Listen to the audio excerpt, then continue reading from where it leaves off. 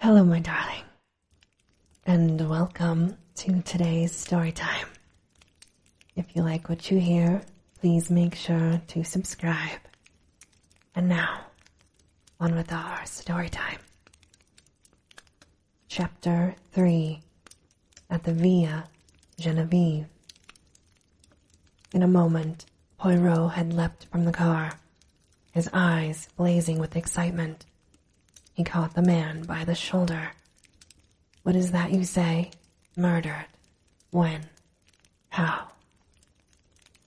The Sergeant de Ville drew himself up. "I cannot answer any questions, monsieur." "True. I comprehend." Poirot reflected for a minute. "The commissary of police. He is without doubt within." "Yes, monsieur." Poirot took out a card and scribbled a few words on it. "Voila. Will you have the goodness to see that this card is sent to the commissary at once?" The man took it and, turning his head over his shoulder, whistled. In a few seconds a comrade joined him and was handed Poirot's message.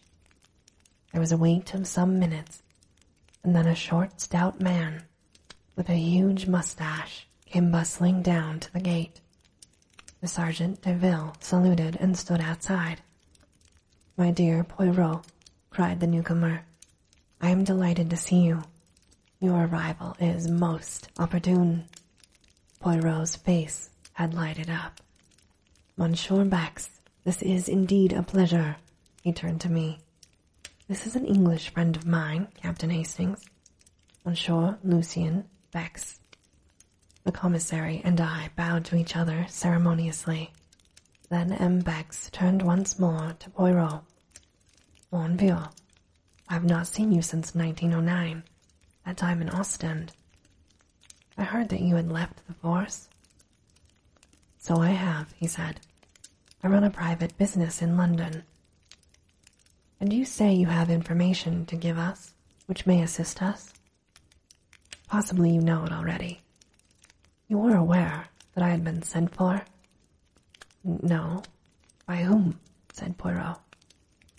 "A dead man. It seems he knew an attempt was going to be made on his life. Unfortunately, he sent for me too late." Poirot cried out. "So he foresaw his own murder? That upsets our theories considerably. But come inside." He held the gate open, and we commenced walking towards the house. M. Bex continued to talk. "The examining magistrate, M. Houtet, must hear of this at once. He has just finished examining the scene of the crime, and is about to begin his interrogations. A charming man. You will like him. Most sympathetic. Original in his methods, but an excellent judge." "When was the crime committed?" asked Poirot. "The body was discovered this morning about 9 o'clock. Madame Renaud's evidence, and that of the doctors, goes to show that the death must have occurred about 2 a.m. But enter, I pray of you."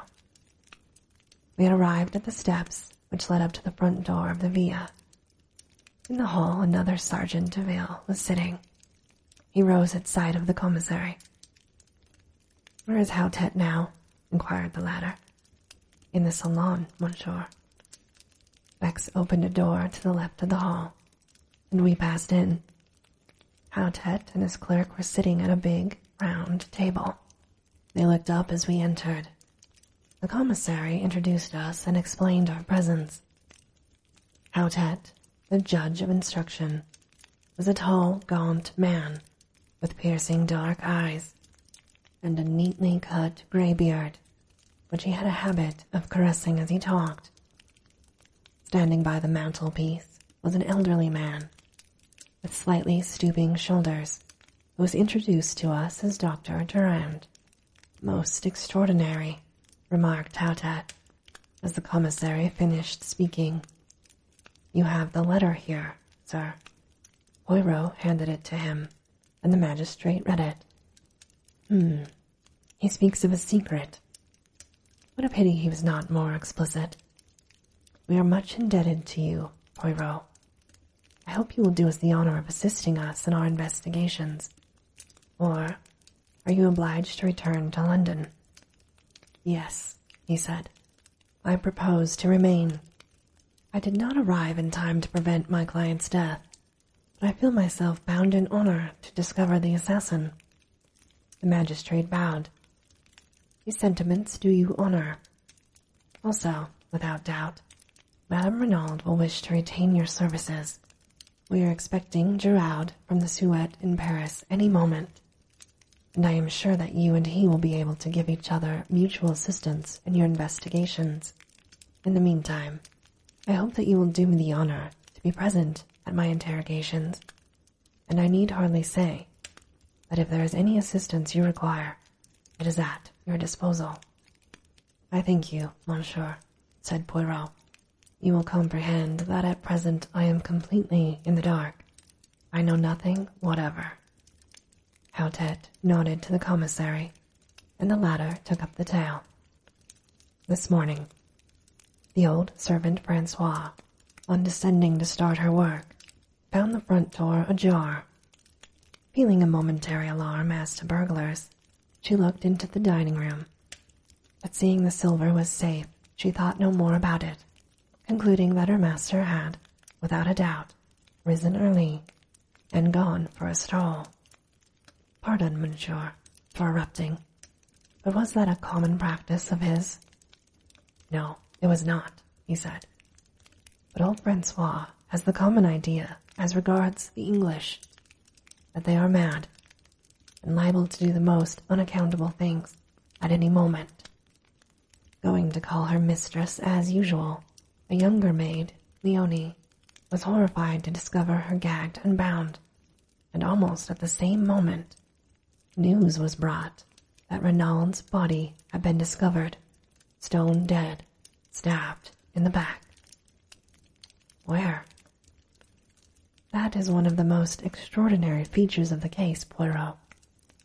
The body was lying, face down, in an open grave." "What?"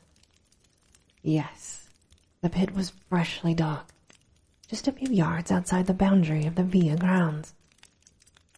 "And he had been dead how long?" Dr. Durand answered this. "I examined the body this morning at 10 o'clock. Death must have taken place at least 7, possibly 10 hours previously." That fixes it between midnight and 3 a.m. "Exactly. And Madame Renaud's evidence places it after 2 a.m., which narrows the field still further. Death must have been instantaneous, and naturally could not have been self-inflicted." Poirot nodded, and the commissary resumed. "Madame Renaud was hastily freed from the cords that bound her by the horrified servants. She was in a condition of terrible weakness, almost unconscious from the pain of her bounds. It appeared that 2 masked men entered the bedroom, gagged and bound her, whilst forcibly abducting her husband. This we know at second hand from the servants. On hearing the tragic news, she fell at once into an alarming state of agitation. On arrival, Dr. Durand immediately prescribed a sedative, and we have not yet been able to question her. But without doubt, she will awake more calm, and be equal to bearing the strain of the interrogation." The commissary paused. "And the inmates of the house, monsieur?" "There is old Francois, the housekeeper. She lived for many years with the former owners of the Villa Genevieve. And there are 2 young sisters, Denise and Leonie Orlard. Their home is in Merlinville, and they come of the most respectable parents. Then there is the chauffeur, whom Renaud brought over from England with him, but he is away on a holiday. Finally, there are Madame Renaud and her son, Jacques Renaud. He, too, is away from home at present." Poirot bowed his head. Hautet spoke. "Marchand." The sergeant de ville appeared. "Bring in the woman, Francois." The man saluted and disappeared. In a moment or two he returned, escorting the frightened woman. Your name is Francois Arachette? Yes, monsieur. You have been a long time in service at the Villa Genevieve. 11 years with Madame la Vicomtesse. Then, when she sold the Villa this spring, I consented to remain with the English miller. Never did I imagine. The magistrate cut her short. Without doubt. Without doubt. Now, Francois, in this matter of the front door, whose business was it to fasten it at night? Mine, monsieur. Always. I saw to it myself. And last night, I fastened it as usual. You are sure of that? I swear it by the blessed saints, monsieur. What time would that be? The same time as usual, 10:30, monsieur. What about the rest of the household? Had they gone up to bed? Madame had retired some time before. Denise and Leonie went up with me. Monsieur was still in his study. Then, if anyone unfastened the door afterwards, it must have been Renaud himself, I asked. Francois shrugged her broad shoulders. What should he do that for? With robbers and assassins passing every minute? A nice idea. Monsieur was not an imbecile. It is not as though he had to let the set dame out. The magistrate was waving his hands, interrupting her. Set dame? What lady do you mean? Why, the lady who came to see him, she said. Had a lady been to see him that evening? But yes, monsieur. And many other evenings as well. Who was she? Did you know her? A rather cunning look spread across the woman's face. How should I know who it was? She grumbled. I did not let her in last night. Aha! Roared the examining magistrate, bringing his hand down with a bang on the table.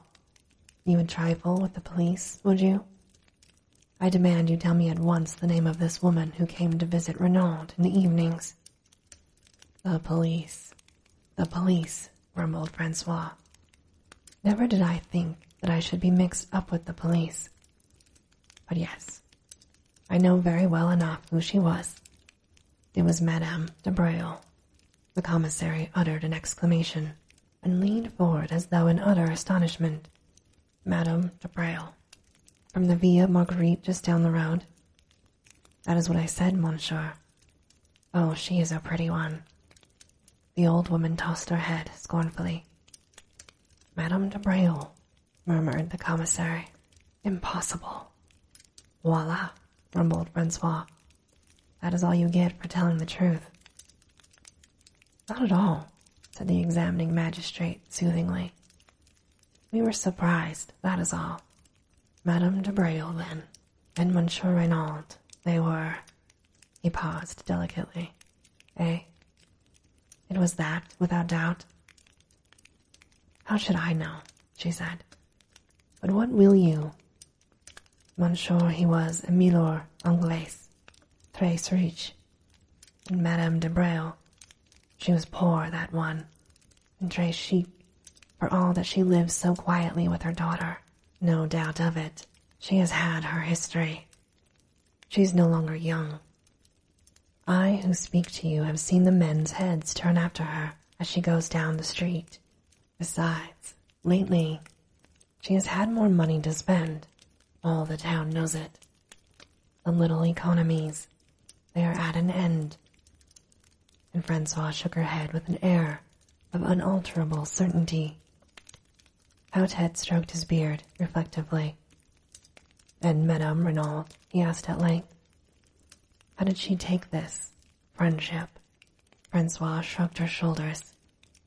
She was always most amiable, most polite.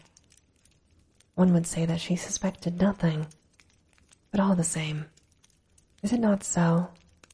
The heart suffers, monsieur. Day by day, I have watched Madame grow paler and thinner. She's not the same woman who arrived here a month ago. Monsieur, too, has changed. He also has had his worries. One could see that he was on the brink of a crisis of the nerves. And who could wonder, with an affair conducted such a fashion? No reticence, no discretion.